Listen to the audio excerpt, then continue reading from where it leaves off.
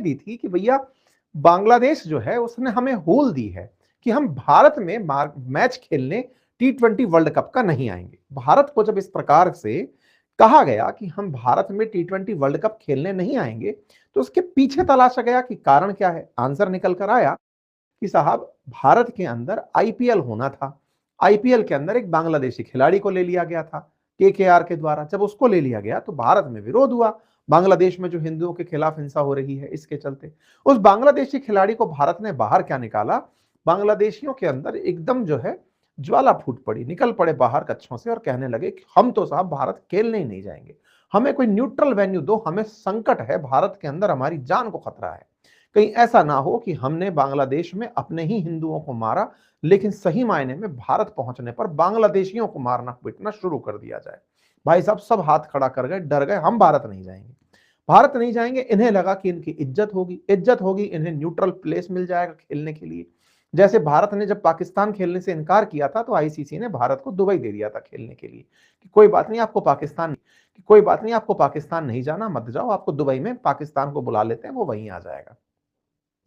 पाकिस्तान को भी एडवांटेज यही दिया कि ठीक है तुम भारत के साथ अगर इस तरह की जिद मचाते हो तो तुम दोनों लोग दुबई में खेल लेना, न्यूट्रल वेन्यू पे खेल लेना।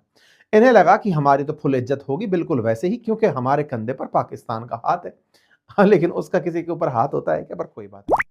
इन भाई साहब ने अपनी तरफ से इस जिद के साथ अपना मैदान में पकड़ बनाने के लिए डायलॉग बाजी कर दी कि हम भारत खेलने नहीं जाएंगे, भारत खेलने नहीं जाएंगे। इस पर हमने सेशन किया कि यार बीसीसीआई क्या बेइज्जती करा रही हो आप, भारत को ये थोड़ी देखना था, और बीसीसीआई एक प्राइवेट संस्था है, भारत को तुम्हारे चलते इस तरह की बातें, जो भी जियोपॉलिटिक्स की बातें तुम्हें क्यों झेलनी पड़ रही हैं, तुम्हारे चक्कर में हमको सब शर्मिंदा क्यों होना पड़ रहा है कि वो खुलेआम कह रहा है हम भारत नहीं जाएंगे। भाई तुम होते कौन हो?